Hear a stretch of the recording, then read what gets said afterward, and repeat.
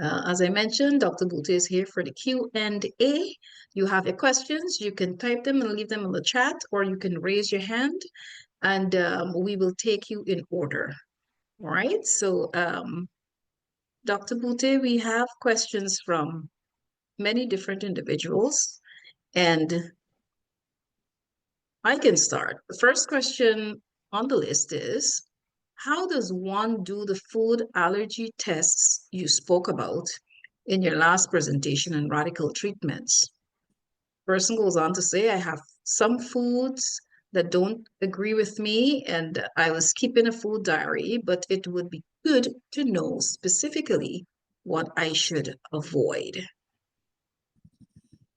Correct. It's not really an easy route. It's a bit complicated sometimes. I'll give you an example. I had a patient one time in the US. She had 39 allergies.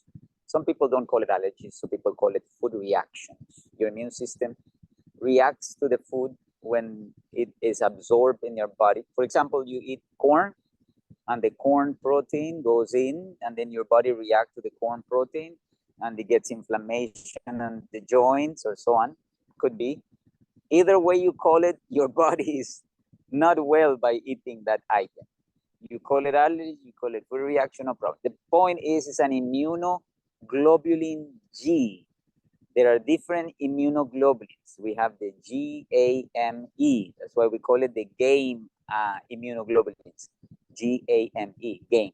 And the G is the one that is related to food problems. You eat it and you have pain, or you are drowsy. Like, for example, my queen, when we did the test for her in 2000, I think it was 11, I draw the blood in the center. I asked the health person to draw the blood. Then we centrifuge it in the machine, and then we send it by ice container by FedEx, 1-day shipping to Florida and the laboratory. And then it was done. In 2 weeks, they would give me the results, and they were tested with a 114 item food protein reaction of these items, the most common allergens in the US vegetarian diet, because my queen is vegetarian.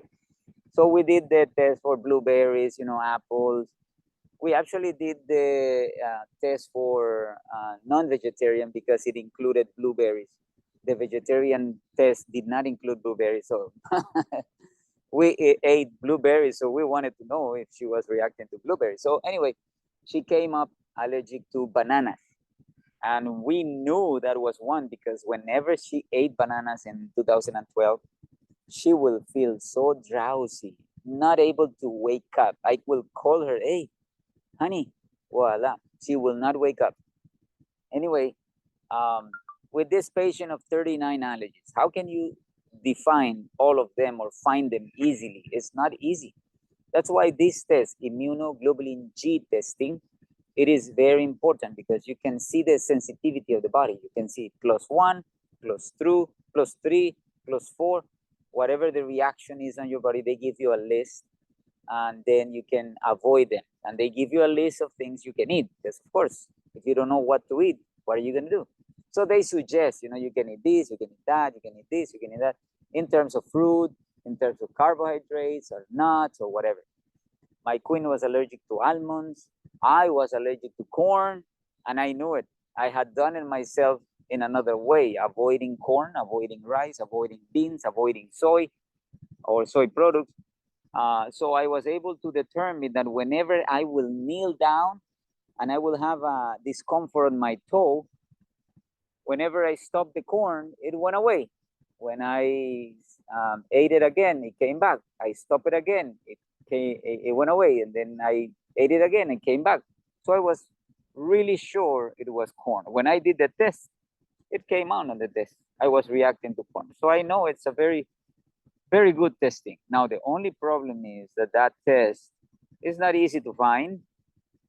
Sometimes they do give trouble even with the insurance. So if they give trouble with the insurance, it will not be easy to get it done. And then sometimes the doctors don't want to do it.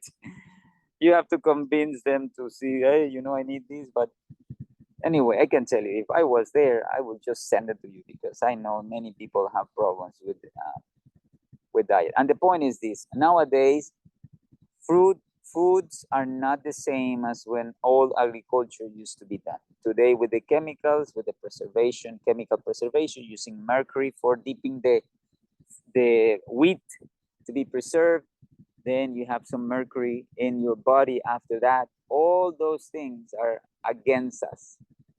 Beside that, the hurry life, sometimes we don't chew the food, and we get food reactions because we don't chew slowly, peaceably, as we should do. Sometimes people don't know about the effects of depression and anger, bad feelings when we are eating. And the spirit prophecy is clear about that. Don't eat when you are angry. Don't eat when you are crying. Don't eat when you are in a hurry. It's better to eat later your meal when it's the next meal than to be hurrying and eating. So those things damage our bodies. We get problems in our intestines. And the main thing is we have nutritional problems, malabsorption and nutritional imbalance or malnutrition. So where to do it? You will have to find a laboratory that is willing to do that for you, and a doctor. IgG, or immunoglobulin G food reactions. They normally test for food. You can do also the environment test, which is an IgE. IgE is environmental reactions to particles of dust or pollen or things like that. And you can do other testing if you want, but those are the main ones. And for food, definitely that. Now, in Dr. Agatha, my mentor, documents, there is a document called Challenge Food. Challenge food is very similar. It's just that it's avoiding all food altogether for a period of time. You can see it, maybe 3 days, You do a fasting, basically. Of course, fasting is against or contraindication for gout patients. Some other patients also, but the most significant one is gout. You should not be fasting when you have gout. And then you have to do it another way. But in the challenge diet, you fast for a few days, and then you start eating very simple. The better is raw and few items. Let's say bananas and apples. Okay, you do bananas and apples for 2 days, only that. And then the next day you increase one more item, and you include another one, and you go on and on, including until you start feeling the problem again. And I can tell you, I have seen many patients with these issues, and you find them. That patient with 39 allergies, to finish the story, my helper called me one day, "Dog, she's in bed, she's not moving." They thought she was dying. So I ran to the center, and I said, "What happened?" "I don't know, we don't know." She went to have breakfast, and she came to the room, and boom, went to bed, and we didn't know that she was there. We called her for exercise, she did not come. And then we came to the room thinking that she was probably in a problem, and sure enough, she was not even answering us. Okay, so take the blood pressure, take the pulse. We took all that. Okay, how is she reacting? Nothing. Okay, bring 1 tablespoon of charcoal in the water. Bring it. So they were able to bring it. Should we give it to her? So yeah, but sit her up so she would not choke. Then they managed to give her the charcoal water, sipping, and then they continue measuring the pulse, make sure that she's breathing, just to observe her. And then I was sitting down, I sat down, and I said, I'm gonna write a report so I know what's going on and everything. So I started writing the report, and maybe in 10 minutes, she stand up. She said, "Can I go for a walk?" And I said, "What is this? You're almost dead there in bed, and now you wake up, you want to go for a walk? What is this?" She said, "Yeah, I'm fine. What happened?" She didn't even remember what was going on. So the point is this: when you have a reaction to food that way, that it puts you to sleep, kind of almost coma, that's a very bad one. But your body is capable of doing that when the immune reaction comes very strong. And that what used to happen to my queen in those years also. She had a very bad food allergy problem with bananas and some other ones. I think it was like 21, 23. food allergies. And I did the test for me. I did it for my other two sons. The small one was so small I didn't do it, but anyway, yeah, you can do that. And I discovered mines and I avoided them. I didn't feel any problem. I have never felt really anything significant, but I did have some reactions. So I avoided those that had some reaction to me, and the only one was corn. That's the only one that I had. It was just a nagging little discomfort in one of my toes whenever I would kneel down for prayer. So I avoided it even before the test, the blood test, because I knew it already. I had done it. I avoided tofu for 2 weeks. I avoided beans for 2 weeks. Nothing changed. I avoided all the other beans for 2 weeks. I avoided rice for 2 weeks. And then after that, I avoided corn. When I hit the corn, that was it. No more discomfort. So I knew it is corn. And that was the only one that was giving me symptoms.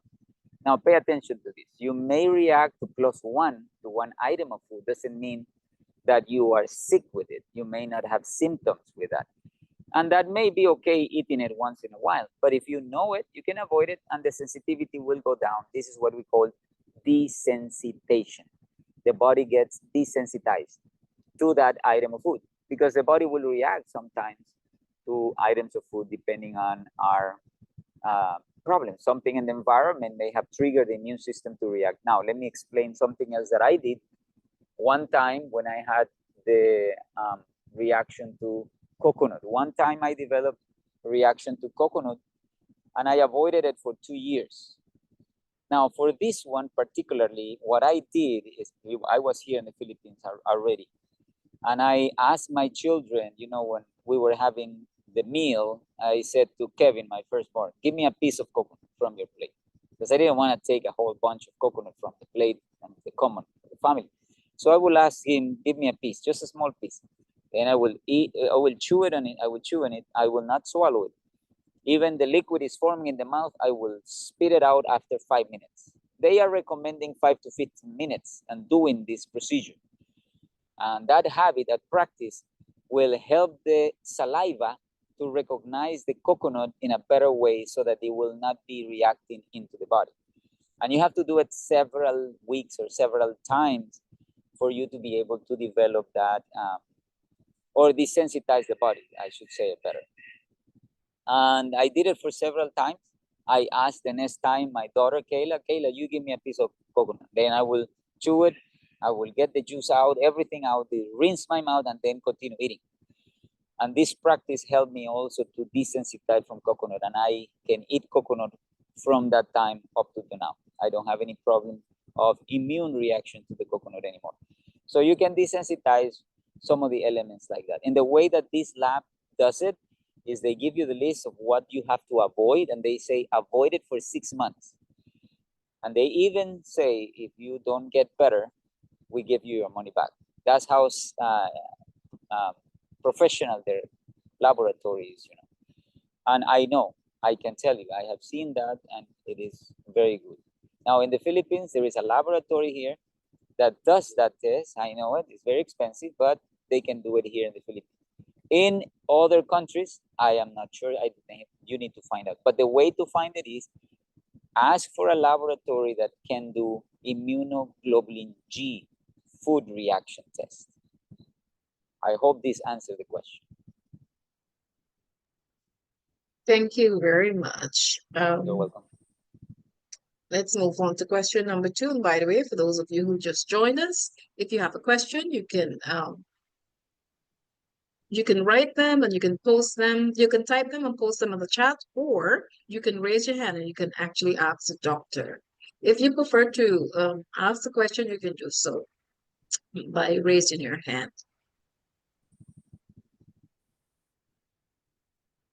Just have a question on what he just answered. It's not a question, but what he just talked about.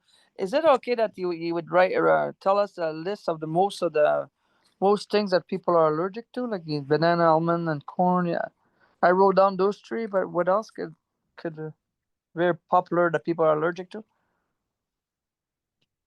Yeah, actually, the most populars are egg, milk, because you know people that eat those things. Eggs. Egg, milk. Yes, soy. And what is the other one?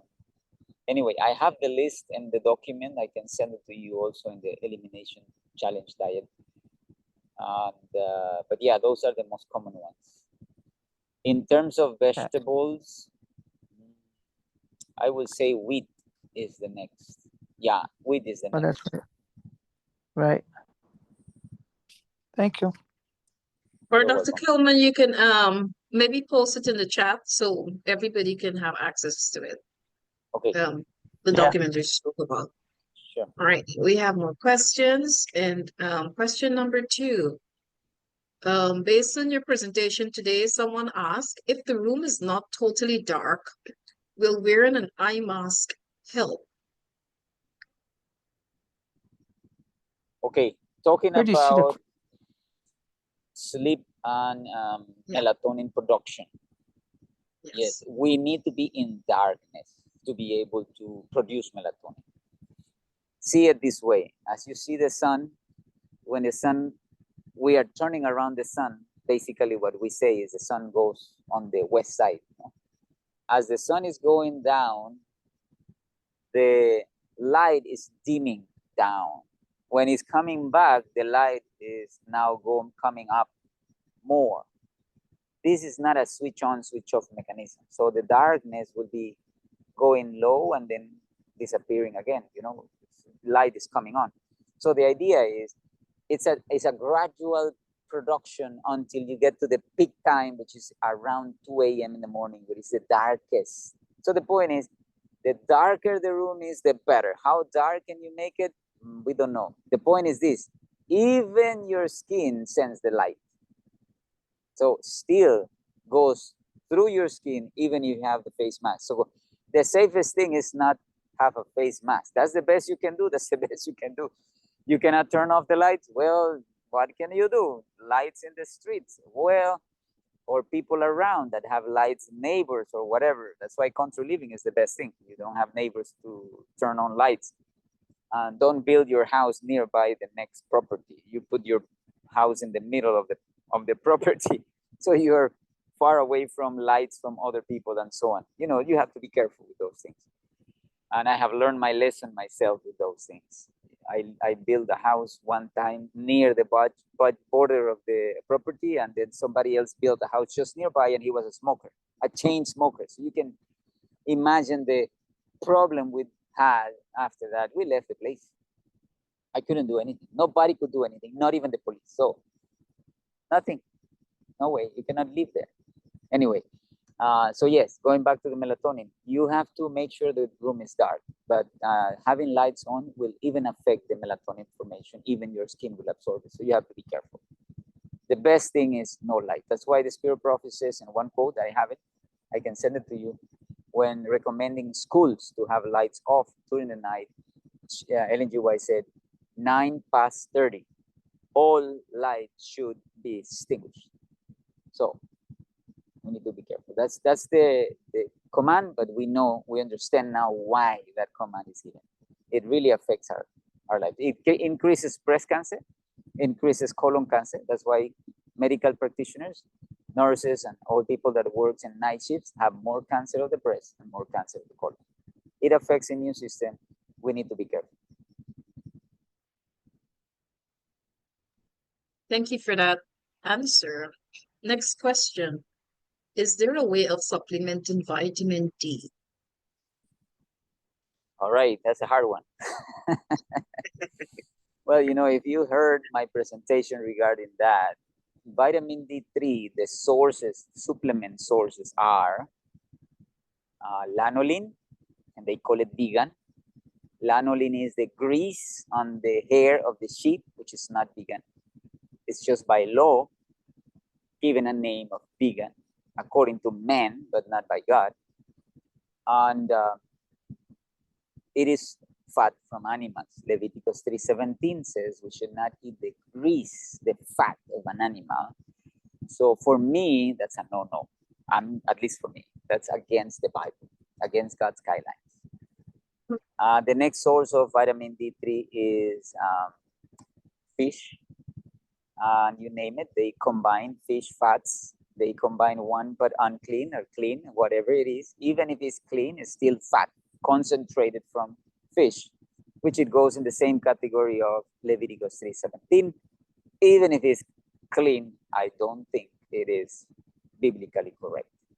The next source of vitamin D3 is mushrooms, which is a source of aflatoxin. It's a scavenger of the land.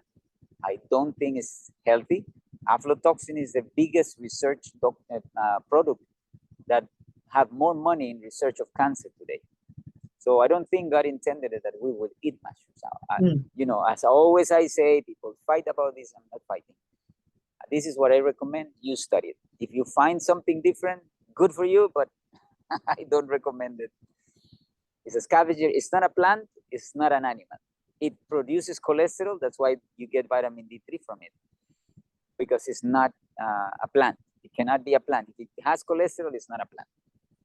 And then it is a scavenger. It cannot be categorized as animal. So it's a scavenger. It's a fungi group. So basically for me, there's one more.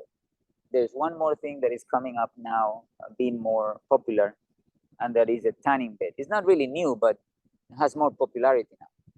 The tanning beds. The only thing you have to consider with the tanning beds is one thing, or maybe some others that I don't know, but one thing is this. Ultraviolet B is the one that makes vitamin D3. Ultraviolet A is the one that tans and burns the skin.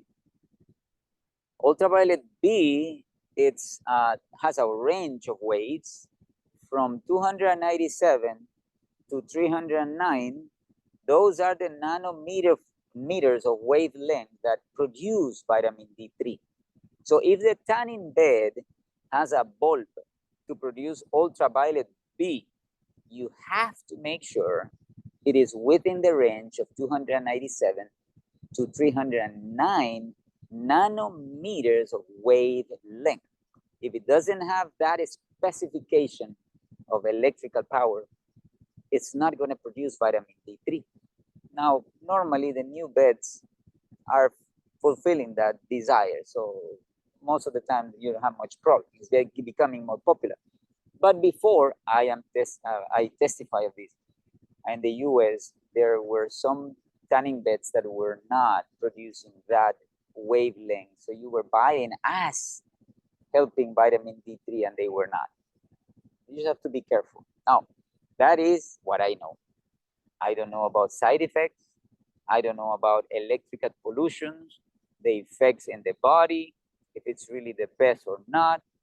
So what I am saying is you have to be careful. I don't know if there is any contraindications really in those tanning beds. For me, the best way to do it is God's way. That is sunbathing. It's not easy. You're busy. The devil keeps us busier and busier every day. And we have to be temperate. We have to be careful with that. And the best thing for me is sunbathing. Wow. Amen for the information. What about persons living in the north? You know, Yes. we do get sunlight, but it's not like what you guys get there, the heavenly ones. And I don't know if the UVs obviously here is not the same in terms of the range, etc., as it is where you're located, for example. How would you, what would you recommend to persons living up north, where we have long, very long, dark periods? Yes, basically what you have to do is you have to plan your vitamin D program beforehand. You must get as much as you can during the spring, summer, and even a little bit of fall, because once it's getting colder, you are not going to be able to get much.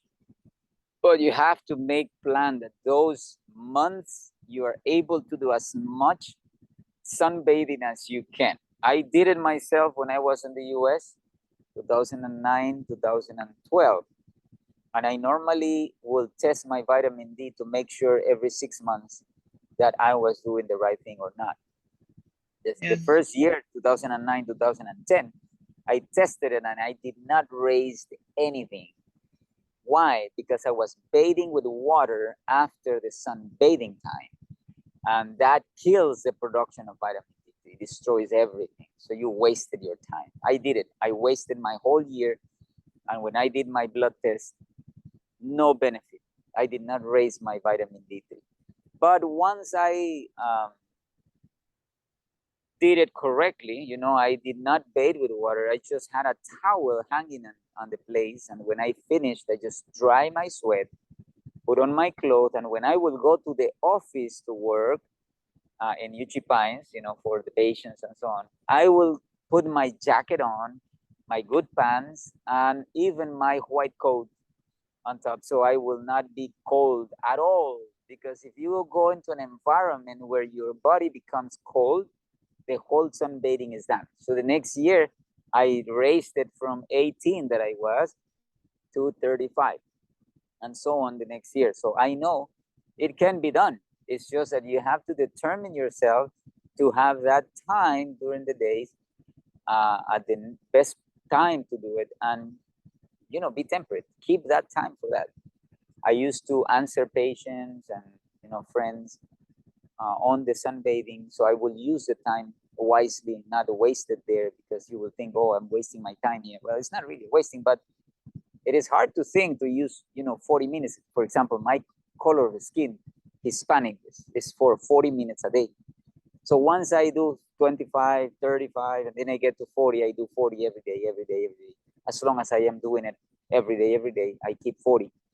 And you may think, oh, what a waste of time, 40 minutes there without doing nothing. Well, not, but I still do, you know, work on the phone, answering cases and so on, so I can use the time wisely. Is there a chart for persons with different pigmentation in terms of the length of time they should spend in the sun? Because you mentioned as a Hispanic person, your time allocation was 40 minutes. Yes, correct. A person that is from the US, maybe Caucasian, white, you know, they should not exceed 25 minutes. So you start with a 10, 15, 20, 25, and stay there. For Hispanic, Chinese, you know, darker color people, you can do up to 40. Start with 20, 40. 25, 30. And then for Black population, it is 1 hour. You need to 1 start with hour. 80, 30, 35, 40, you know, until you get to 1 hour. I had a lady from Jamaica one time with an autoimmune disease. She was living in England. She came to me in Alabama, and she was doing sunbathing for the 17 days, and she was able to raise it 5 points. That was amazing. You normally don't do 5 points in 17 days. That's not possible. But she did it. Now, I attribute that, you know, I don't know everything. I am studying also some things, and I am not clear why that happened, but I think it is the latitude where you are born has something to do with the production of vitamin D3. Because I have other people that have a similar reaction. Like, for example, I had a man from Romania. He was born in Romania. He came to live in the US, and his vitamin D3 went up in 2 months to 51. That was amazing also. So there's a little bit of relationship maybe with the latitude of the earth and the production of vitamin D3. So we have to consider that. Hey, right. Just just a reminder for those of you who are here, if you have a question, you can type it and drop it in the chat, or you can raise your hand and you can ask Dr. Boutet directly, and he will respond to you. So, okay, Sister Joanne, go ahead. So this fasting, what you were just saying about sunbathing, we put our shorts or t-shirt or bathing suit, right? Like as much skin as possible needs to be for catch lots of vitamin D. Okay, Right? I do have a video online on vitamin D. I will place the link into it so you can have the benefit of that, but I will cover now some of it so you can understand. In the vitamin D production, Like it's not just our face. sorry again. Sorry. No, I said it's not just our face. When we say we sunbait, we need to expose the arms and the legs, right? Yeah, correct. Let me clarify that. Normally in medicine, what I was taught is you expose 6 inches squares for 10 minutes, and that should be enough for your vitamin D production. That's not true. That's a lie. Let me tell you Huh? why. If that was true, I should have the best vitamin D in the world, but it's not. 90% of US population has deficiency on vitamin D3, according to the studies. 60% of the entire world population has a deficiency of vitamin D3. So we are worse in the US. When I was there, I was shocked myself. I discovered that in 2009, and I was shocked because I was there in the US. And I was saying, I may have the same problem. And sure enough, I tested my vitamin D. It was 18. 18 is too low. As a matter of fact, 30 is the limit for absorption of calcium in the guts on your vitamin D3. If you don't have vitamin D of 30, you cannot absorb calcium in your intestine, no matter how much calcium you eat in your diet. So it's not about the amount of calcium you eat, it's about the amount of vitamin D3 to absorb the calcium in your guts. That's the most important thing. So the point is, for you to expose your body, the studies say that you have to expose 40% minimum of your body to the sun. And the best place for producing vitamin D3, according to a Brazilian study, is the back of your body. So if you think about it, if you go naked, laying down on a bed, like a chair or whatever, sunning bed or whatever, you will be exposing 50% of your body. So it's probably better to do that than to expose only the arms and the legs. You know what I mean? 40% will be a little more than that. That's the best recommendation. Not that you don't do some, you will do some, but the best of the best to make vitamin D is laying down naked, so you will expose back of your body, which is 50%, because you are covering the other 50, right? Right. And the time of the day, is it lunchtime? Oh, correct. Okay, yes, the lunchtime is the best because the hotter the better. And the reason for that is this: when you think about the physics of the vitamin D and the sun rays, when you have the shadow of your body longer, that means the sun is farther in the distance. And because it is coming on, like in the morning, right? It's not a good time to have vitamin D. The best time is when your shadow is the shortest. When is that? Noontime, right? Your So it is shadow behind basically, you. yeah, because the shadow is small, and on the ground you see it's very small because the sun is right on top of you. When it's short, it's good, right? That's right. That's right. Okay. Because the sun is closer to us, I and see. that's why winter also is a problem, because on the winter time the sun is farther away from us. So the power to make vitamin D is decreased. So that's why summertime is better. Of course, it's hotter, but you can do it as long as, remember, if you watch my video, you can see all the details again. You can repeat, review it. You can see that as long as you don't have the risk for cancer. The risk for cancer is frying your skin by eating oils. You fry yourself, and not eating pancake mixes, powdered milk, which is fat oxidized, and also ice cream, rancid nuts, things like that. Those are the things that cause skin cancer to come on our bodies. And do not overexpose yourself. Don't go above, Caucasians, white people, don't go above 25. And as you see, I promote long sleeve and cotton clothing.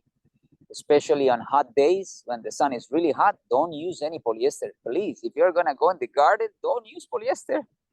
That Cotton. kills your skin. Oh, use cotton. And I use long sleeve whenever I'm in the garden. Cotton, you sweat and you don't feel bad. With polyester, you will fry yourself because it is really hot inside of you. You feel the heat inside. So don't use polyester in gardening. Use cotton. And I use long sleeve so I don't have overexposure of sun. So I did a family doctor did the test for vitamin D. He never told me the number or what it was. Oh yeah, that's bad. That's one of the problems in medicine. Even if you think about cholesterol, total cholesterol, if you think about glucose, sometimes they tell you, oh, it's good. Oh no, don't believe those things. Ask them for the number. It's important that you know your numbers. Total cholesterol should be less than 150, and they say it's good up to 200. That's not true. That's not true. You're gonna have a stroke. So we need You're the gonna have a number. heart attack. You need the We need numbers. the You number need for to be, cholesterol and the blood number for vitamin D. yes, you need that. And that's something that most doctors don't pay attention to. But Yeah. we need to. We need to. If we study vitamin D3 as I did when it's at 2009, 10, 12, 11, and 12, oh boy, I discovered so much, so many things that I didn't know before. So what would be a reason when I wake up in the morning, even if I went to bed 9, 10 o'clock at night, I wake up like, let's say 5, 6 o'clock, and I still Feel like tired. I'm awake and I'm snoring. I can hear myself snoring. As if I'm still tired. It seems like I want, like, really, really tired. Okay, the most common reasons why people wake up tired is, number one, you ate late at night. That's the most common thing. Okay. Most simple common thing. You eat late and very heavy, you wake up tired. That's all. That's insulin high at night. Melatonin is not produced. There is no repairing. You feel tired. That's the simplest thing. The next way or reason people are still tired is because they have a high inflammatory reaction in the body, either from food reactions, infection, viruses around, or when the sugar is high. There is no power to fight infection. So you are very tired from the immune reaction and inflammation going on. What's the best thing to do? Drink charcoal at night with a good amount of water so you can sleep well through the night and get better. But that will not fix their reactions and so on. You have to work with the cause of the infection. And then the next reason people are tired at night is because they have a problem with sugar, like diabetics or other reasons for sugar mismanagement. So the point is, test your sugar. Don't believe just a random blood sugar one time. Don't believe a fasting sugar. No. You need an A1C of a 3 reading or a 3 reading measurement as I do it. I recommend it this way, just quickly, but you can talk to me later if you want more clarification. And I can teach it if you want in another time, a little bigger or repeat. But anyway, the point is like this, quickly. You do a testing, let's say at 7 o'clock, if you have your glucometer, to pinch your finger. 7 o'clock, you eat at 7. Okay, do it at 7 just before you put the first spoon. First reading, you write it down. 100, 95, whatever, just write it down. An hour later of that, which will be 8 o'clock, it doesn't matter what time you finish eating. Don't worry about that. Just write the second pinching of your finger. You pinch your finger, write it down. Let's say 120, no problem. Write it down. 2 measurements now. 1 hour later, that will be 9 o'clock. Very simple, huh? No difficult. You pinch your finger again. It's 3 readings now. The third reading is 125. Wow, that's a bad one. Your blood sugar did not come down in the 3rd hour. You know what I mean? You do that, you will see the reality. Get back to you with this because it's pretty complicated. Eh? Okay, anyway, it's recorded. You can review it again. And later, if you want, we can explain it a little more. I'm afraid to make the other people wait. Yeah, no problem. We will get to talk privately and we can do it better. Okay, or I can just explain it or just review the topic because this one is recorded in We'll see if there's lots more questions first because I don't want. Of course. So you said the lowest blood sugar should be like 30. So what's the range? What's the range?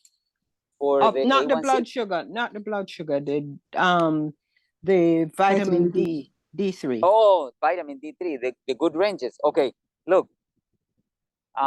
According to the books, now is anything between 40 to 60 nanograms per deciliter. That's the measurement. Now you have to be careful with Canadian numbers. Canadian numbers are millimoles per deciliter, which is a different story. It's like, if I remember right, it's like 90 to 150, something like that. So you have to be careful with numbers and review the good ranges. I don't remember the top of my head, but I think the top number is 150. Anyway, you have to be careful. Why? If you think about absorption of nutrients like calcium in the intestine, vitamin D should be 30 at least. If you think a mother for breastfeeding, she should be around 50 to give the baby what the baby needs. If you think about cancer research, they say this: if we would have had vitamin D3 of 33, we would have stopped 50% of the colorectal cancers in the world. Okay, let's open up that really good so we understand. Number one, we do not reach 33 in the whole world vitamin D3 average that we have. Can you see that? We don't, because they say if we have our vitamin D and 33 nanograms per deciliter, we could have cut 50% of the colorectal cancer in the world. Okay, that's one thing we get from there. Second, what's good vitamin D? If 33 was only for 50%, how much will be to cut 100% of the colorectal cancer? What about 60, maybe? You see? Okay, now next. In another study, they said that if we would have our vitamin D within the normal range, what the book called 40 to 60, we could have cut 83% of the breast cancer of the world. So the reason we have breast cancer in the world, one of them is low vitamin D3. So if normal range 40 to 60 cuts 83, question, is 40 to 60 really a good number, or are we lacking there? That means we are lacking. 40 to 60 is not really the best. How much is the best? Well, personally, I believe we should be aiming for 90. Can we do that? It's not easy, but it's possible. People in the islands, you test them before, they did studies before, not now, before, and they used to find people with a 200 vitamin D3, no supplementation. So that means it is possible. They did it in the past. Why can't we not do it now? Because our bodies are weaker. We are less powerful than our parents and our grandparents before. We are getting worse and worse and worse and worse. That means we have to work more. We are getting worse. We need to be more careful ourselves today than our parents. At least that's what I get from my knowledge, my investigations.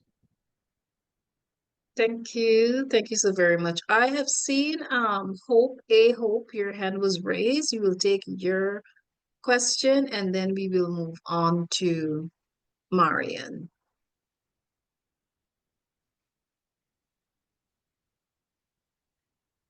Sorry for that. I'm literally in Okay. the hospital right now. I just had surgery. Oh boy. Uh-oh. Hi, brother. We were texting back and forth just the other day, Dr. Boutet.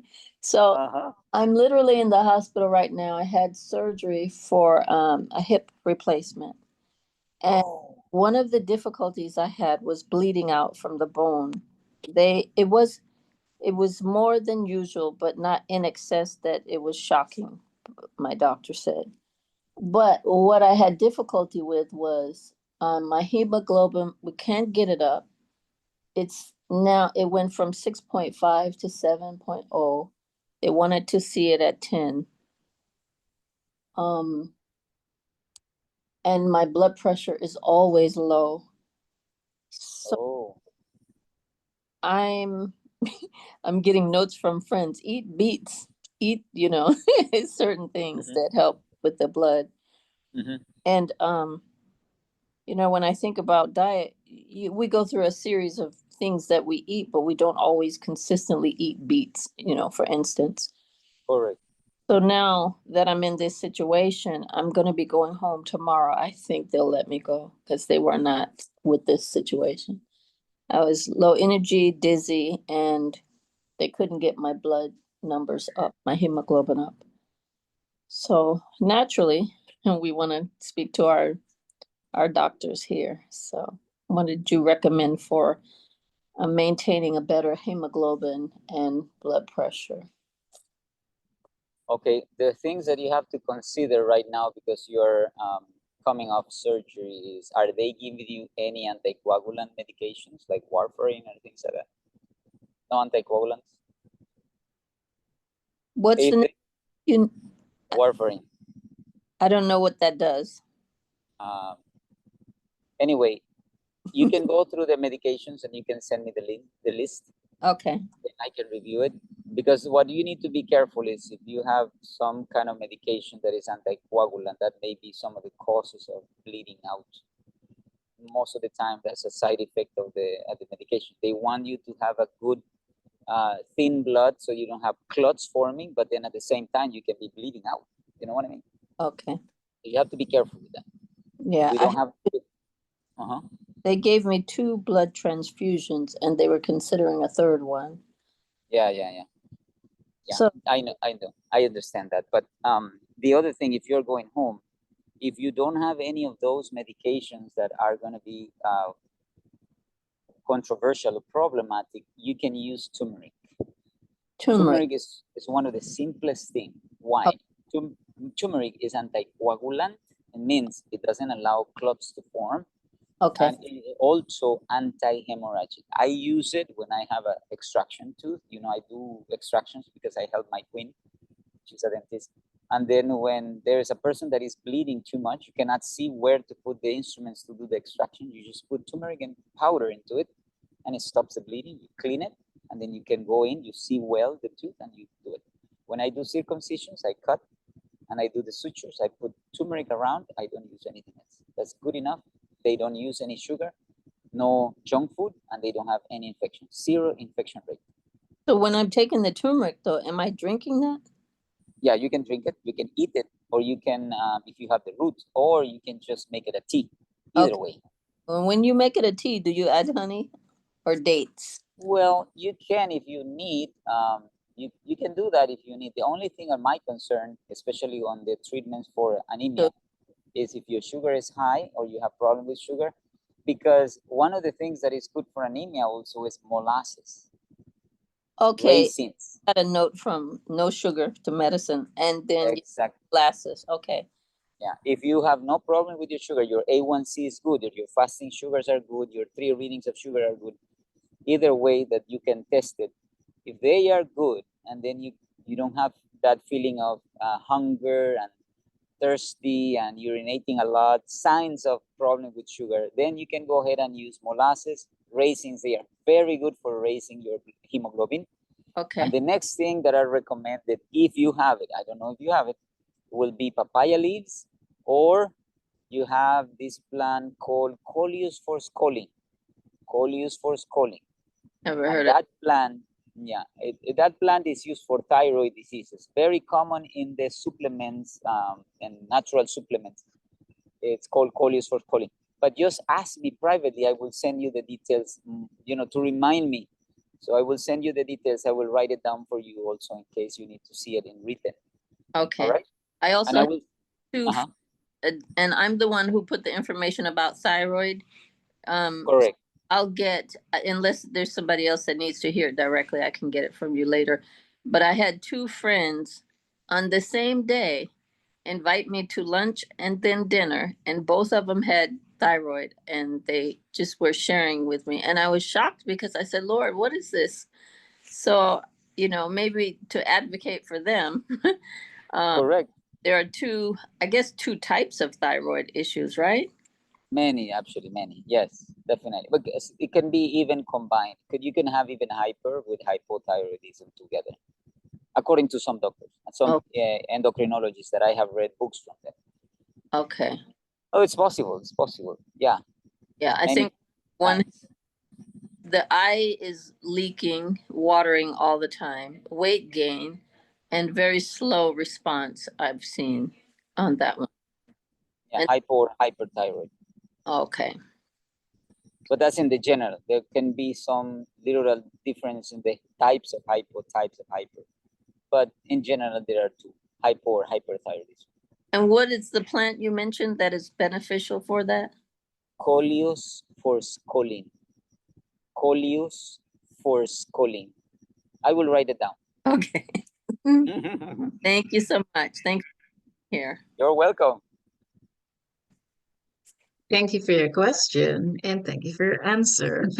Dr. Boutet, I trust that you will do a presentation on thyroids and all of that because there were a lot of requests for that topic. Right. Marianne, you can go ahead and ask your question. Your hand Okay, is yes. raised. Okay, I had posted my question, but I'll just go ahead. It's regarding hypothyroidism because I suffer from that as well. And I'm currently on levothyroxine, Synthroid 0.1 milligrams. Now, I was wondering, I mean, I was told that I have to take this for life. Now, I'm wondering if I can take kelp instead because I'm not sure what to do because I'm just tired of taking this, this Synthroid medication. So, Correct. Now, you have to be careful when you take hormones.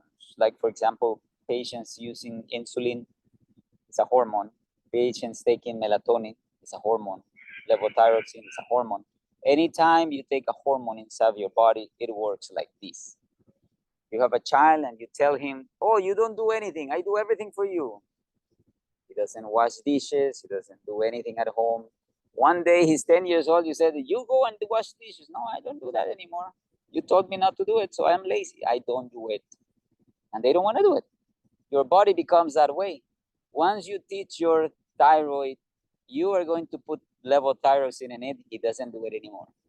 So you stop that medication. You don't have it. You know what I mean? You cannot stop it right away just like that. It's a dangerous thing to be stopping hormones when you are taking them. You have to be careful. You have to make sure your thyroid is healthier, that is producing again itself, and that you can wean yourself off those medications. Because if you have created already a dependence, it's going to be a problem. And anyway, hormones are a dangerous thing. We claim we can manage them, but no, medicine doesn't know how to do it. We need to be careful. The way to do it is adding more sunbathing to stimulate the thyroid, making sure your diet has no refined products in it, no white flour, no white bread, no white, noodles and things that are made from white flour. Nothing refined. Your content of vegetables should be higher, and that you have to define what a vegetable is. Potato is not a vegetable. That's a carbohydrate. Corn is not a vegetable. That's a carbohydrate. So we have to define what a vegetable is. Tomato, you have to have maybe pumpkins. You have the bok choy, you have the collards, you have the kale. Those are vegetables. You have the okra, the eggplant. Those are vegetables. You have that as a higher content in your diet, and your thyroid will be better and better. You sleep better, you do sunbathing, you eat this way, and you will be better off on your thyroid. You can avoid. So can I gradually maybe cut it in half and take because I eat a lot of vegetables and well, being living in Canada, I don't get enough sunshine, but I'll try to cut off the potato and I eat a lot of corn. But can I cut the dosage in half and then take kelp with it? Do you think that will help for now? At the beginning, I don't suggest cutting them yet. You have to build the body's health first, and then eventually start weaning off from that as you see that you don't need it much anymore. So my suggestion is start with the changes. What I'm going to do is I'm going to send the thyroid protocol that I have, the one that I was given by my mentor, Dr. Agatha Trash in Alabama. And then you can read them. If you have any questions, just let me know. Okay. Then you can start with it. Once you start with it, then you can see if your body is doing better, maybe measuring the TSH and so on.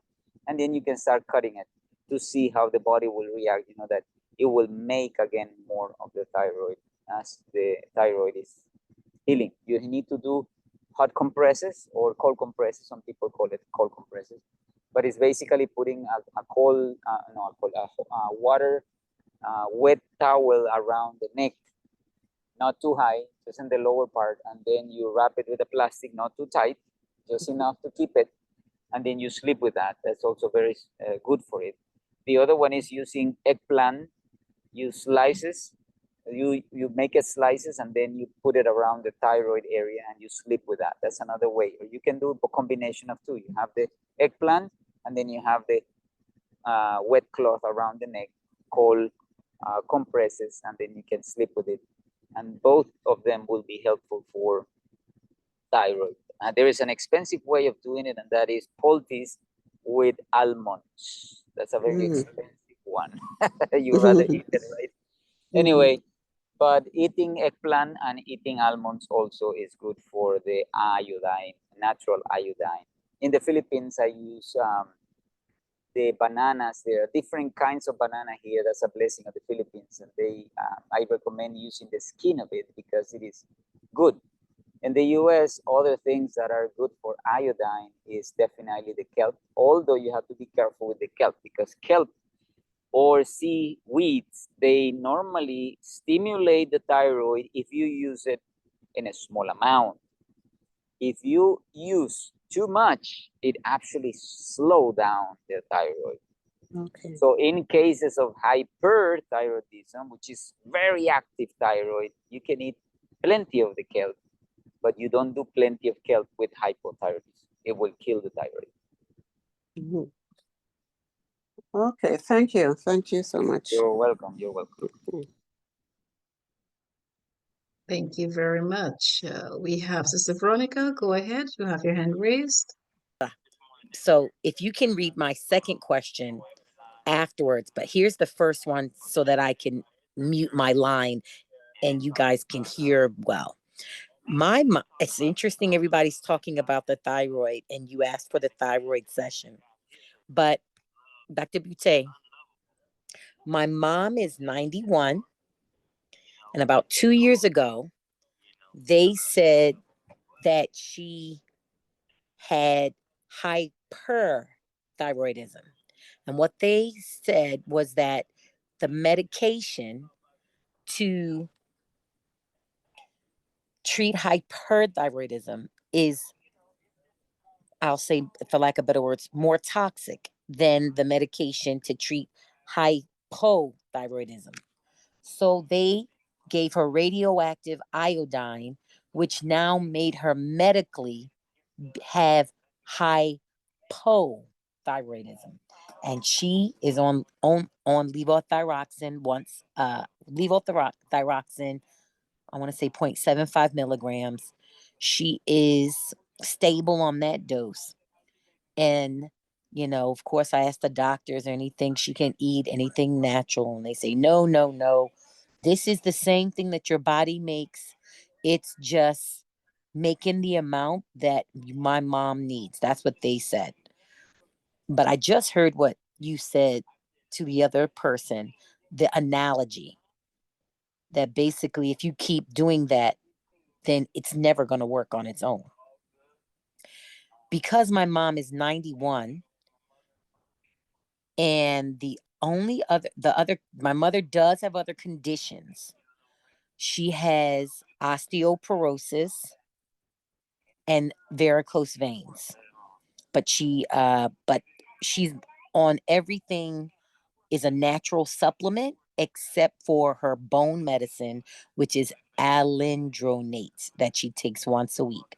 But other than that, the things that my mother takes are all supplements, whether they're prescribed or it's something I give her. So my question is, and I don't see you anymore. Where are you? Oh, there you are. So my question is, for my mom, do you I mean, because I do have the kelp. I do have, someone suggested rub myrrh oil on her thyroid. When you look at my mom, you would never even know that she has a thyroid issue. And I don't know what I was doing 2 years ago. I really just started, I think I really became more like the main one working with my mom, the youngest child, and I'm the main one doing it now for probably almost 2 years, but definitely the last year for sure. And I'm not sure what to do If anything, almost like if it ain't broke, don't fix it. But and she is 91, you know what I mean? And she's walking, she uses a walker, she lives alone, she has a home health aide. I watch from the camera, I visit, blah, blah, blah. Is your suggestion for the levothyroxine? And I want you to know I'm willing to do anything. I'm sorry I'm talking so long as well. The other thing is, I actually don't think that my mother has a thyroid issue. I actually think my mother has another issue, an adrenal issue that has impacted her thyroid, not really a true thyroid issue. But your thoughts? Because she had hysterectomy right after I was born in 1971. So after 11 kids. So, I know. Yeah, 11. Exactly, Don. So, thoughts? And I'm going to mute. Dawn, listen for me too, please, because it's almost going to be my turn to talk on the family call. And this is recorded. Okay, and I'm comfortable with anything you say. I'm a pause. Thank you. You're welcome. I'll follow up with question number 2, but go ahead, Dr. Boutet.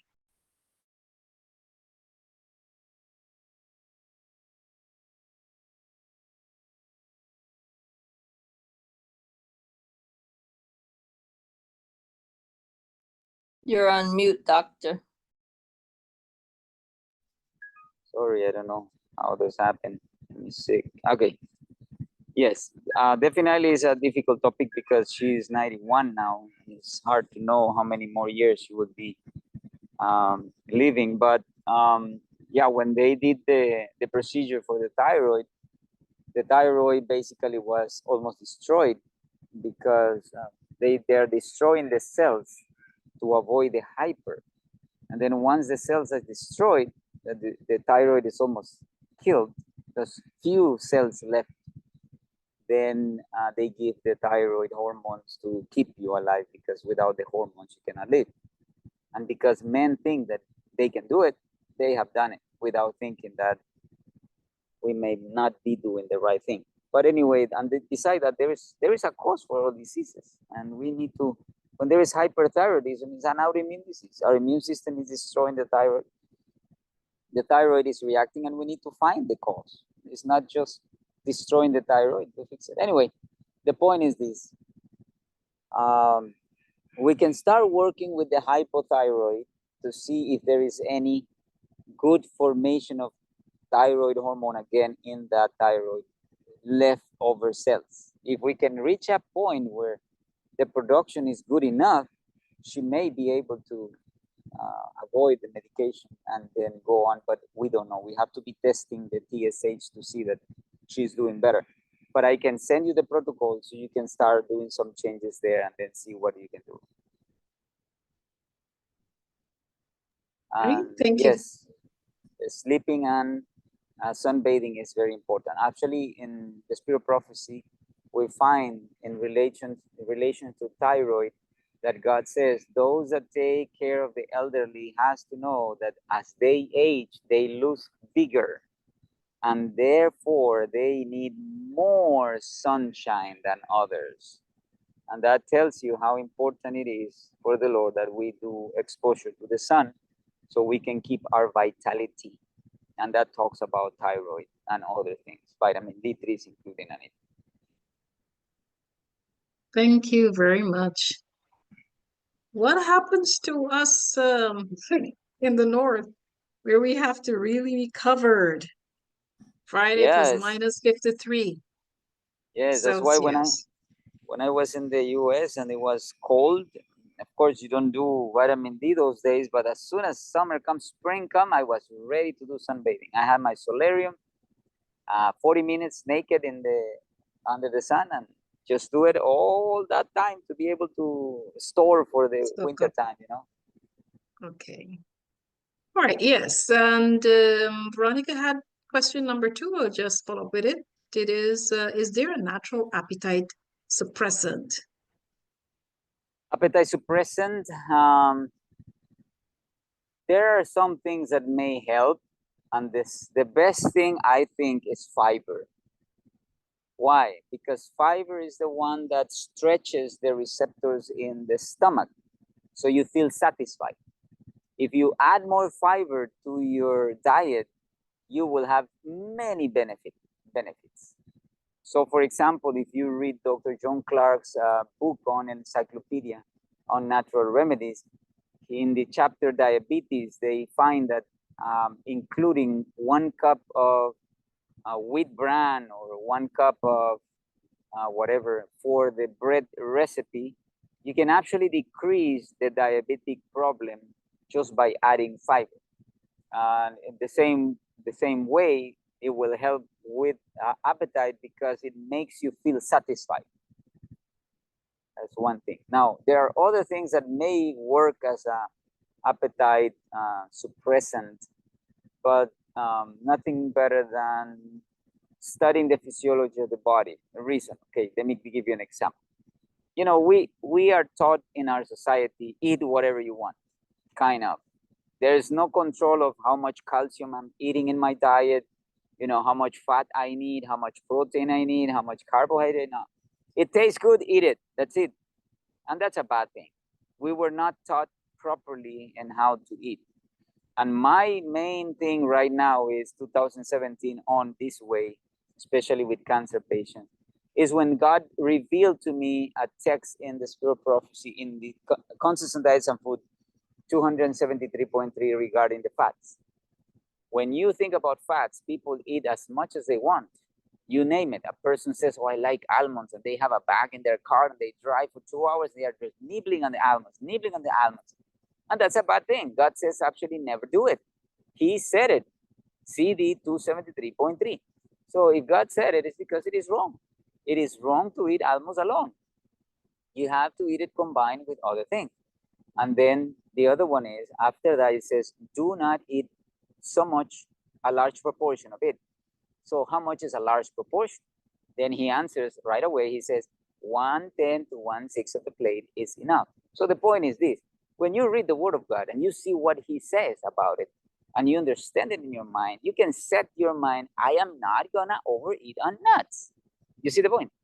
That should be a power to control your appetite. It should be reason, the one who controls your appetite, rather than a medication or a supplement or an herb for you to suppress your appetite. It should be reason. That's why Isaiah 1:18, come, let us reason. When you see the physiology, when you understand the nutrition, when you understand all these details, how they affect your life, even in the spiritual aspect, then you have more power to resist the devil when he comes with temptations, and you can control your appetite more that way. Oh, that's the power of the will. Thank That's right. you. You're welcome. Miranda, go ahead. You can ask your question. Good evening, everyone. Good evening.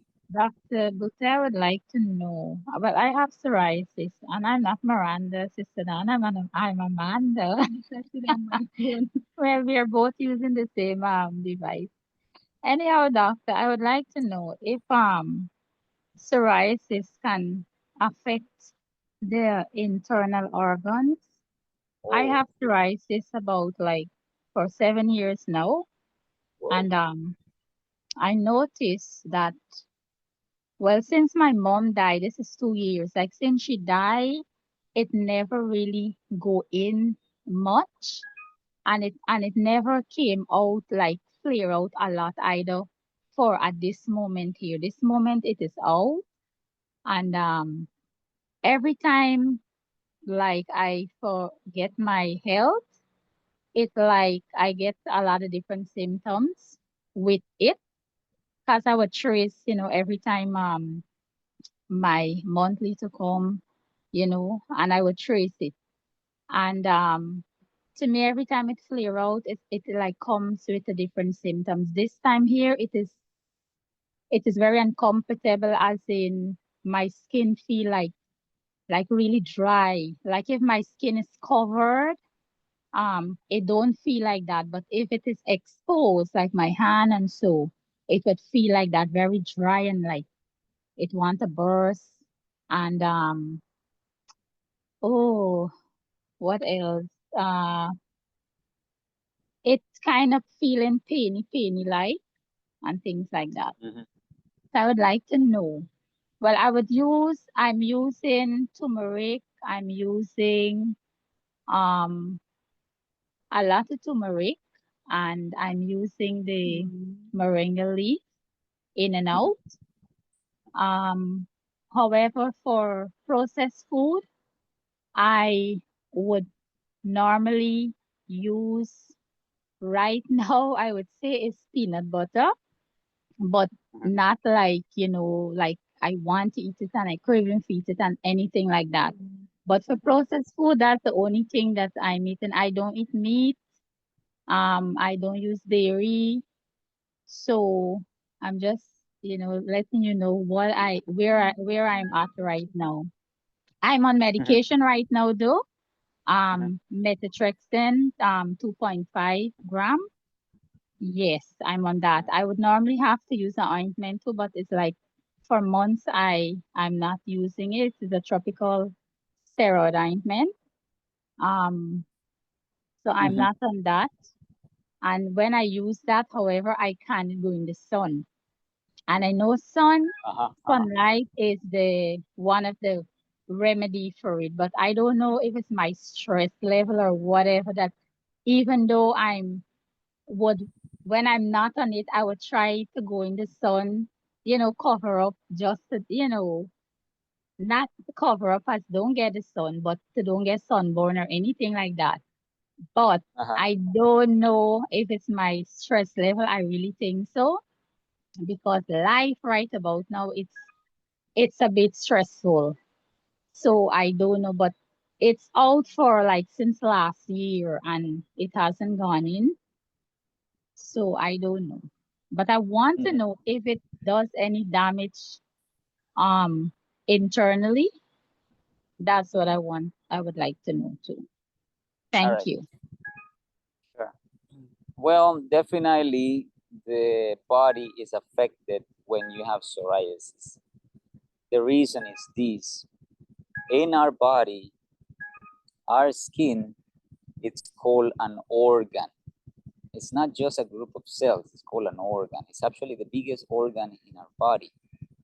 And it is actually a system also. It's considered the integumentary system because it is very complex. And it is related to our body because we breathe through our skin. We eat through our skin. We absorb things in our skin. So if you put a lotion, for example, with some fats, some of those elements are actually absorbed through the skin. That's the reason why we use lotions and creams, because we can get some of those things inside our body through the skin. Beside that, it is in our skin that we make our vitamin D3 and the veins that are through the skin. And also we put out waste material through our skin. So there are many, many things that are related in the skin work with our body. Toxins are going to be going out in the sweating process. So the point is, if your skin is damaged with the psoriasis, it's not going to be working in the same way. There are going to be immune reactions also. Then your body is going to be affected. Your blood is going to be affected. Why? Because if your immune system is attacking the skin, you are wasting a lot of energy that could be used in other things in your body to fight the skin. Remember that psoriasis is an autoimmune disease, meaning your immune system is attacking your skin. So that means your immune system is overworking, producing soldiers to destroy the skin that is your enemy. Now, the body, number one, is crazy thinking your skin is an enemy, which is not right. God never intended it that way. That means somebody told your cells some lies and they believe it. That's not good, right? We are talking about Satan here. He has told a story to your cells saying your skin is wrong, destroy it. And we have gone through that route. Your body needs to get the truth. You need to reset your immune system to the point where it is not reacting to your skin. The question that comes is, What caused that autoimmune disease? Well, I don't know. I cannot pinpoint. God has to be the one. If I do talk to you regarding these things, we may be able to find it. It's not my intention to do it now. We can talk privately also if we need. But one thing I can tell you in general is this. Psoriasis is an autoimmune disease that may have come from things that are in our lifestyle. Many of them are related to spiritual aspects like anger, depression. We may have psoriasis from other sources like wrong habits of sleeping late at night, reading magazines at night or books at night late, lights on when we sleep, dyeing hairs, vaccinations sometimes are related to autoimmune diseases, and many other causes. There is a video from Dr. John Clark where he talks about autoimmune diseases and the scientific evidences of sources of autoimmune diseases. Even though they are not recognized completely in medicine, there are many things that can cause your immune system to become crazy. So based on that, we can determine the cause, so we can ascertain the cause and then work from it. So I can send you my protocol for psoriasis privately. Just remind me. Please, doc, send me your protocol on psoriasis and I will send it to you. Don't forget to do Yes, that because I may forget to do it. yes, Doc. But we Thank you. can keep in touch and then I can help you directly. Thank you very much. Sister Don, can you please deal with that for me? Thank you. I'll help you. Yes, yes, will do. Yes, thank you. Yes, we have another hand raised. Anasha, go ahead.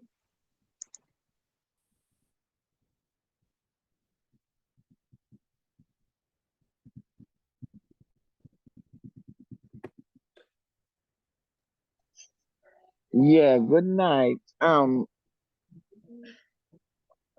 I had put one of my questions in the chat, but I was listening to a guy, an Indian guy, who was saying eggplant has some chemical substance inside that when you use it too much, it causes degeneration of the pituitary, and eventually, you know, it kills the pituitary. That's one of the questions. And now I wanted to know if that's true or not with eggplants, and with the cholesterol. Normally, when you test your cholesterol and they say, "Oh, you're at 200," your cholesterol is normal. But I was listening to Dr. Bouhet. He's saying it's less than 150 or what, right? I think that was what he said, 150. So what should be like the range for your cholesterol as well as the triglyceride? Yes, the total cholesterol should be 150 or less. It should not be more than 150. And for the triglycerides, the best thing is less than 100.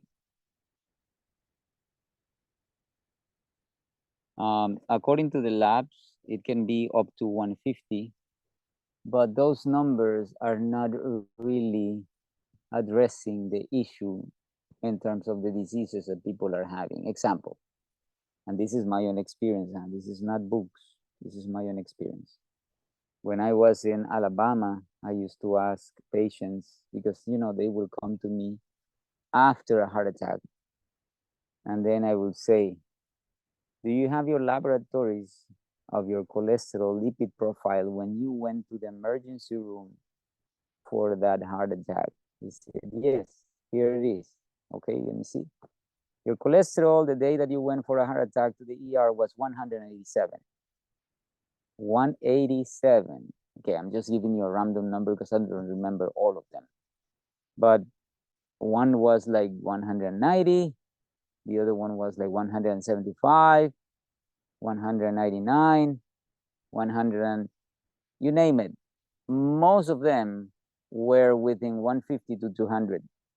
Very rarely one was higher than 200 the day of the emergency room. So the point is it safe to have one number between 150 to 200? No. With that number, you already can have a heart attack. So the question is, are you going to wait until then? I hope not. I hope you do something before. Well, but mine has been 190 all these years and I have no problem. Well, smoking doesn't mean you're going to have cancer all the time. If it was so, nobody would smoke. That's not the way to see our health, because it's the same principle like in the Garden of Eden. You shall not surely die. Smoke one time, you're not going to die. Then you do it and you don't die. You say, I don't die. So God is lying. That's what Satan wanted Eve to believe. And it happened. She believed the serpent more than God. And that's what people are doing today. And we have to believe the truth, not the wrong things. And that's why, to me, it's very misleading to say that 200 is good cholesterol. Look, you can tell me stories after with my own eyes. I don't want a cholesterol more than 150. I don't recommend it to anyone. If you see Dr. S and his documentaries, the same thing. Cholesterol should be less than 150.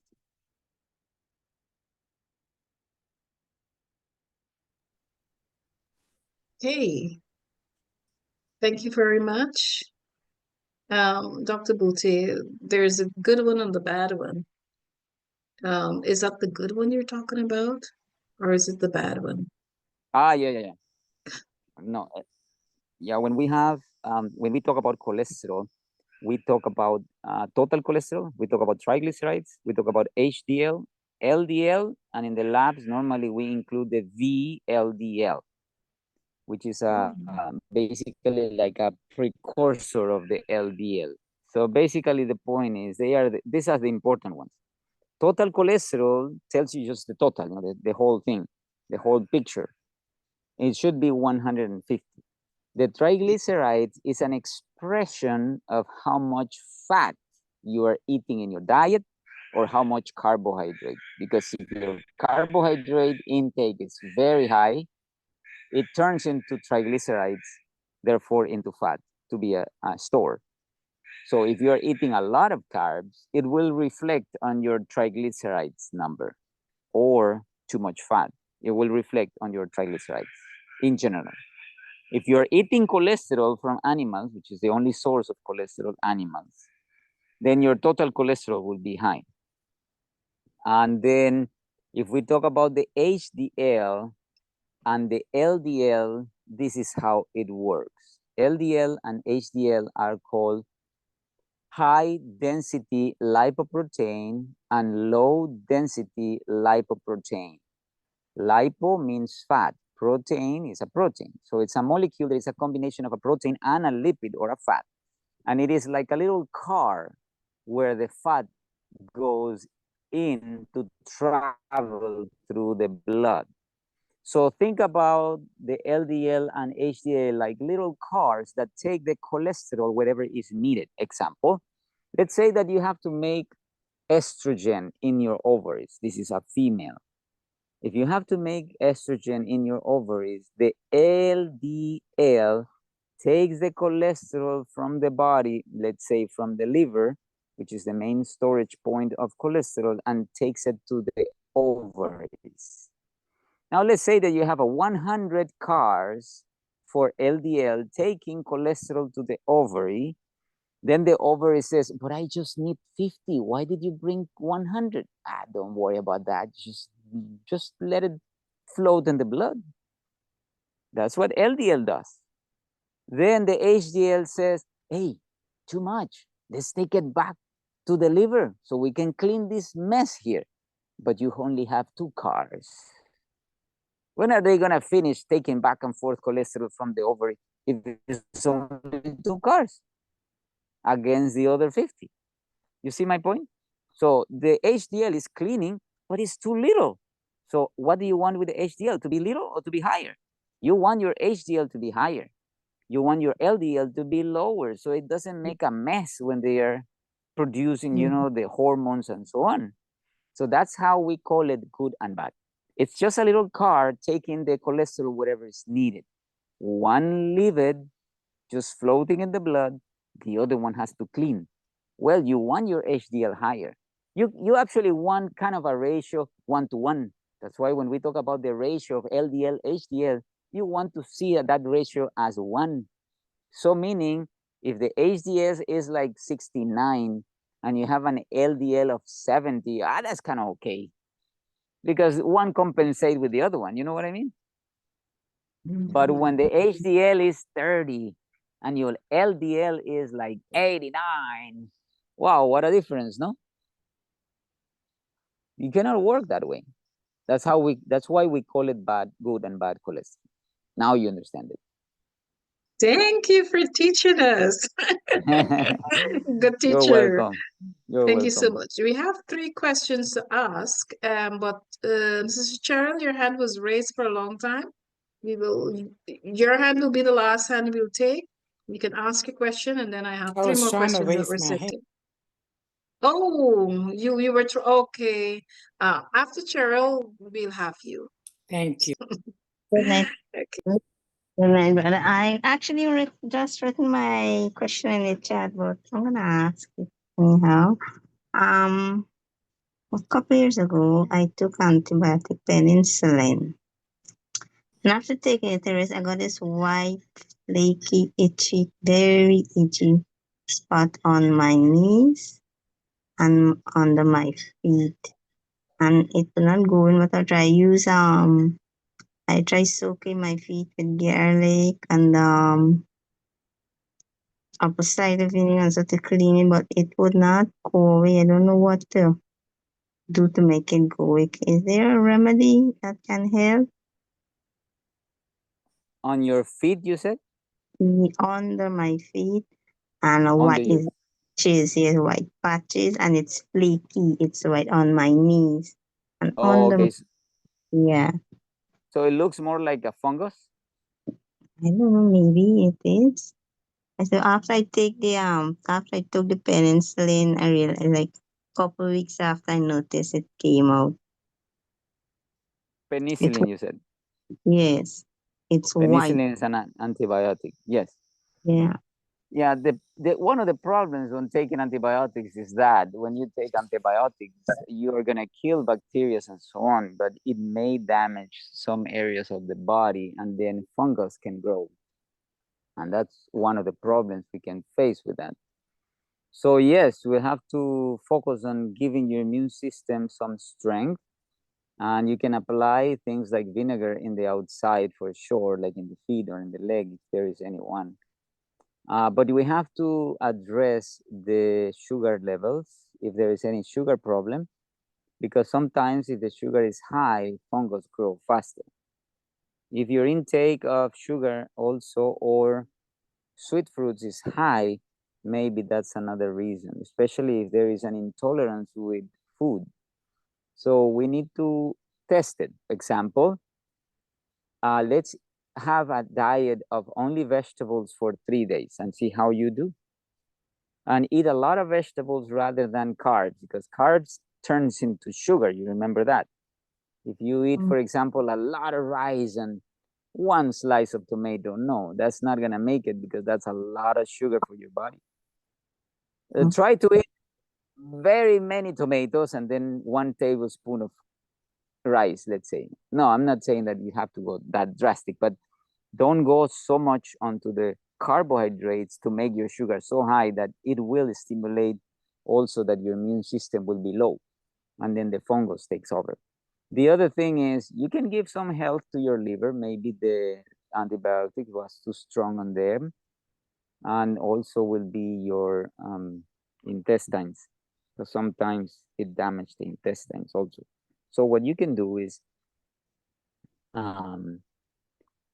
give some poultices of onion slices over the abdomen and including the liver area overnight. You sleep with them. You just put the slices of onions on the skin directly, as long as you don't have sensitivity to the onion. If you do have sensitivity, you can still do, but put a cloth, a thin cloth, and then place this onion slices, and then you wrap it around with a plastic or a flannel, some kind of wool or something that you can use to keep it in place, and then you go to sleep.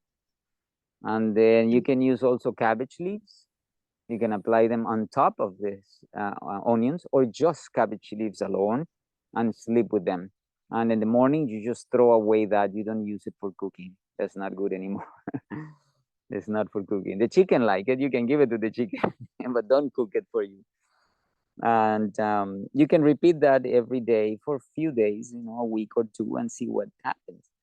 If that doesn't clear it, you can also use, or you can add to the same program some things that are good for fungus, like myrrh, oregano tea, lemongrass tea, things like that.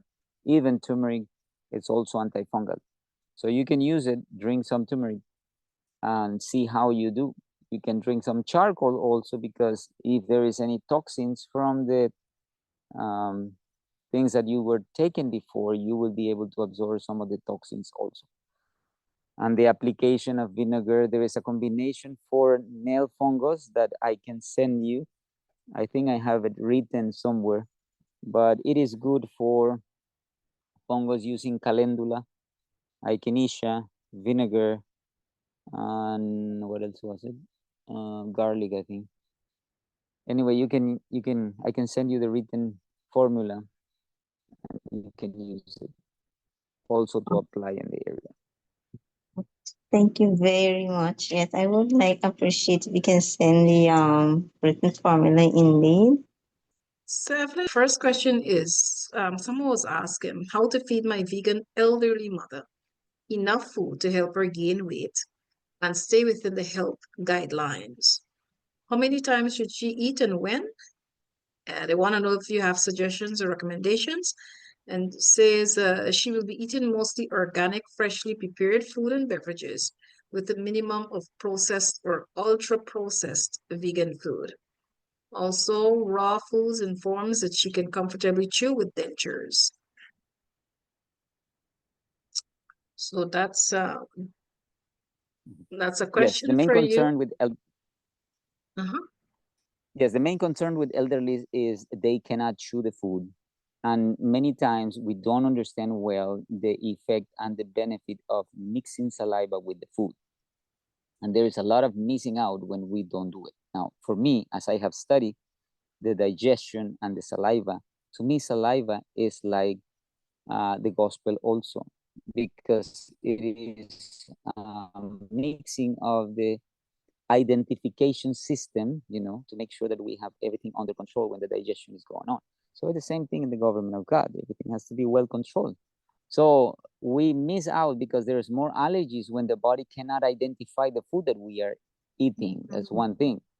So we need to make sure that the food is blended for her. You make a blender, and then when she's eating it, that you remind her to chew the food, because she may not remember either. But remind her to, mix the blended food with saliva, so she can have it better. When I have, they will eat green leafy vegetable salads, and the next day they had a stomach pain. Why? Because the helpers did not remind them that when you come to a diet like this, eating more greens, especially if you don't chew them well, they will give you pain in the stomach because they are not chewed properly. So if you are not able to make her chew because dentures, elderly, whatever the reason, the best thing to do is blend the food and remind them to mix it with saliva. It is more important that than the amount of food that you eat or the quality of food that you eat. It's more important. Now, you still want to make sure that she has a good nutrition. That's why if you give them the greens, no problem. The only problem is if she doesn't chew it, she will have stomach pain and she will not absorb it. The other thing is, many times the elderly have a problem in the digestion of food because their intestines are not, they are old, maybe they have some problems, and we need to give more health to the intestines. How? If they have been eating a lot of fat and they have foul smell, feces, even gases, you know they are not absorbing fats properly, it's best to avoid fats for a while so their system can rest from fats. It is very important to do that. So make sure you review the feces and all these little details. If the feces is pasty, yeah, they are not digesting the fats properly. So that means we have to stop fats for a while, focus on the other things for diet, especially beans and so on. So they don't have that problem of fat intolerance. They cannot tolerate it. They cannot digest it. And then once the system is back to normal, then you can start giving them fats again, little by little, maybe a few weeks, maybe 3 weeks, 4 weeks, and they may go back to normal. If you have the benefit of having the coconut sponge, that is very good for intestinal healing. If you have sprouts, it's very good also for healing, especially raw, not cooked. Raw, because in the raw form, there is enzymes, vitamins, and minerals is the highest. So you can have that also as the nutrition. You can blend it together with the salad, whatever you have, and even with a little rice if they are eating rice or corn or whatever they have available, and not too much of that, so they can have more vitamins and minerals. They don't need so much energy either because they are already old. They're not gonna need so much carbohydrates and fat for energy. They need more vitamins. And please write to me. I will try my best to help you. Next. Thank you very much. I'll have Sister Evelyn, you can go ahead and ask a question and then quickly I'll answer Thank you too. so much. My question is relating, going back to the cholesterol level. Correct. What do you suggest to lower it? Because I am like 206. Oh yeah, that's bad. Sure. I like your flowers. Good. They're beautiful. Anyway, cholesterol, it's very simple. You don't have to be complicated. I have my protocol. The main source of cholesterol in diet is animal products. So the main thing to do is stop all animal products. That's a simple I don't thing. eat You don't any. have to spend. Okay, good. The next thing is do not eat any oils for 3 weeks. No oils, no fats. Now let's define what fat is. Avocado is fat. Peanuts is fat. Almond is fat. Cashew is fat. Flaxseed is fat. Calabasas, pumpkin seed is fat. Chia seed is fat. So sesame seed is fat. None of those things for 3 weeks. Okay. Then next is do not eat any honey on those 3 weeks either. No honey. Once you do those things, as you can see, there is no expenses on this. You are actually saving money from not eating cashews, It's expensive. Anyway, the point is, when you do this, you don't have to spend anything. Just 3 weeks on doing this. And at the end of the 3 weeks, your cholesterol will be normal. Now, let me define this. 3 weeks lowers your cholesterol, but that doesn't fix the damage of your arteries. You can still have heart disease. You can still have cholesterol blockage in the arteries. That is not going to heal that in 3 weeks. The healing of that is after the 3 weeks, you do it for 3 to 5 years. It takes 3 to 5 years to destroy all that damage, to bring it back to normal. But what do? After the 3 weeks, you can bring back the fats. I didn't say oil, I said the fats. So that means you can eat avocado again, you can eat cashew again, you can eat peanuts again, you can eat chia again, sesame seed, all those, flaxseed, but according to God's guidelines, 1/6 to 1/10 of the plate only. So you have to measure it. If you are eating peanut butter, almonds, cashew gravy, and avocado in the salad, oh, that may be too much. You know what I mean? It has to be 1/6 to 1/10 of the plate, no more than that. That's what God said in Consistent Diets and Food 273.3. Don't forget, that's a measurement. God is a specific. on the amount of fats that we eat in our diet. This is law. Don't overdo it. We will reap consequences. So as you do that, and you can bring the honey, you can eat it again, small amounts, just not to overdo. Don't use any animal, don't use any oil. And if you do that program, very simple, for the next 3 to 5 years, every artery will be cleansed. But how do you suggest, I'm 69. How do you Correct. suggest I get protein? Protein? Why? Because I rely on the nuts. Because I don't eat any flesh at all. I'm a vegan. Oh. So. Okay, well, you get your proteins from beans. And normally the nuts will be a source of protein, but it's the wrong way to get protein. The best way to get protein is beans. Why? Because when you eat proteins from nuts, you are going to eat too many nuts, and that's not according to God. You should not eat too much. Any particular beans? All beans or just any? All the beans. legumes? All beans, yeah. Yeah, actually, you can get proteins from other sources. You don't have to depend only on the beans. For example, if you talk about the 8 essential amino acids, I suggest you can watch the video from Dr. John Clark. I do that presentation myself because he gave me the opportunity to use his presentations too. But when he talks about osteoporosis, oh boy, he gave a presentation so beautiful about proteins that it's so simple. Anyway, you can watch his video. You know about Dr. John Clark, right? Yes. He has presented on this platform before. Well, yes, in his webpage, on the side of the online videos, on the left side, you go there and you look for the osteoporosis video. When he goes through the osteoporosis, they reach a point where he talks about the right amount of protein we should eat. Then he presents a slide, where do you get protein? And he presents a slide of all the elements that gives you protein in a vegetarian diet. There is no animal product in it. And all of them are varied. They are potato, oats, rice, broccoli, and they all have the 8 essential amino acids you need. After the 8 essential amino acids, the other essential amino acids, you don't need to eat it. Your body makes it. The 8 essential is because you cannot make it. You have to eat it from the plants. And they are all within the vegetarian diet, not necessarily in beans, not even in the nuts. It's in pumpkin, broccoli, sweet potatoes, corn, rice, oats, you name it. You have all the 8 essential amino acids in them, and he gives you the list of all of them and how much they give you with a graphic, so you can understand that you should not lack anything.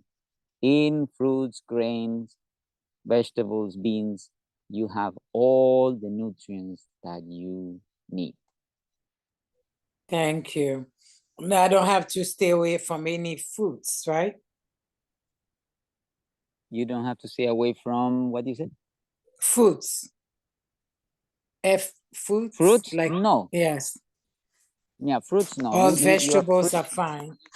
All vegetables, eggplant, pumpkins, tomatoes, okra, anyway, all the vegetables. You can eat them freely. Not overeating, but you can eat whatever amount in the plate. Okay, will do. Thank you so much. You're welcome. Okay, I can see you're tired. 2 last questions, and and that's it. This actually would have been almost 2 hours, so we've been here a while. Correct. 2 questions. Okay. Sorry. All right. Here the question is there any supplements for taking care of your kidneys if you have type 1 diabetes, or just to help with type 1 diabetes? Yeah, type 1 diabetes is a difficult one. I have a friend that claimed that he can guide someone to heal type 1, but I have never been able to do so. Type 1 diabetes is a complete destruction of the islets in the cells of the pancreas that produce insulin. You don't have it. You don't produce insulin at all. So you depend on injecting a person insulin, and that's a controversial thing because we have to talk about insulin made from pig guts or insulin made from cow, horses, and things like that. So which one are you gonna take in your body? Cow was okay, maybe it's a clean animal. Horse, pig is an unclean animal. God said don't touch it, but you are using it. So anyway, we are not gonna go through that right now. But I suggest the best thing for type 1 diabetes is try to reduce the amount of insulin that you are taking in, because the better your lifestyle is for controlling the amount of insulin that you have, the better will be the survival rate. Anyway, it's basically that there's no hope if you don't have a medicine. You kind of, there's no way, you cannot live without the insulin. So what we need to do is try to see how much you can last, the timing that you can make it longer. For example, there was a person that was coming to us with type 1 diabetes, and he was injecting himself 18 units daily of insulin. And we were able to teach that person to do the lifestyle changes in a way that the insulin requirement dropped to 3 units in a day. And he was doing exercise and all that. He was feeling good. So he was happy that he had a way to control the amount of insulin he had to inject himself. And he learned. I hope he's doing well. I don't know, but hopefully one day we can see those again. But anyway, I think that's the best thing to do. For the kidney, if your insulin is high, your sugar is high also, kidney will be getting damaged slowly, because that's nothing you can avoid. But if you decrease the insulin intake, that means your sugar is better controlled, your lifestyle is better, then you don't have to worry about much of the kidney damage. Now, there are other things that may be contributing to the kidney damage, which are common. For example, here in the Philippines, one of the main things that is causing kidney failure is too much fish in the diet and too much rice in the diet. They eat a lot of rice in the Philippines. They actually go to restaurants and it says unlimited rice, meaning you buy, for example, a stick, you eat whatever, chicken, egg, whatever, and then on the side there is rice. Always rice. You can get as much as you can. And that's not correct, because eating too much rice will give you kidney failure too. So normally what I do for kidney failure is that I put patients in a no animal protein, especially fish, no rice for 1 year, and other things, of course, but that's basically the main thing. Not too much salt, because that's another thing that causes kidney damage. And some other things that are, little careful things like ginger and so on that may be causing irritation to the nephrons. But yeah, I have my protocol. I can send it to you also. You can review it and see what you can get from it too. So please text me. Doc, please send me the kidney protocols and I will send it to you. Okay.